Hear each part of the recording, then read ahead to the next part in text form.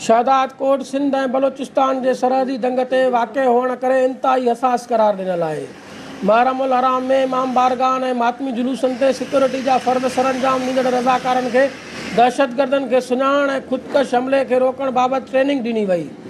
हुकूमत सिंध जी मुहर्रम उल हराम में अमन ऐं अमान जी फ़िज़ा बरक़रार रखण लाइ SSP साजिद अमीर सदोदई जी ख़ासि हिदायत ते शहदाद कोट जे सेक्शन थाणे ते शहर जे मुख़्तलिफ़ इमाम बारगाहनि ते ड्यूटी सरअंजाम ॾींदड़ रज़ाकारनि खे ख़ुदकश बमबार जी सुञाणप उनखे पकड़ण खां पोइ बेगुनाह माण्हुनि जूं धमाके में जानियूं ज़ाया थियण खां बचाइण लाइ DSP headquarter Sharafuddin Soomro, DSP Shahdad Kot Manzoor Aman Jokhio जी निगरानी में police trainer district in charge DIB Abdurrahman Bhutto खे आगाही ॾींदे बचाई तदबीरूं सम्झायूं।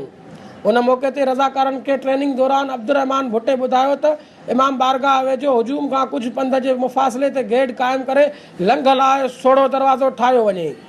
हिननि चयो त बमबार शख़्स हथ अचण जी सूरत में उनखे मथे ऐं ॿिन्ही ॿाहुनि खां सिधो झले बीहणो आहे त जीअं हू ॿाहुनि ऐं कंध में जंग वसीले बटण न दॿाए सघे।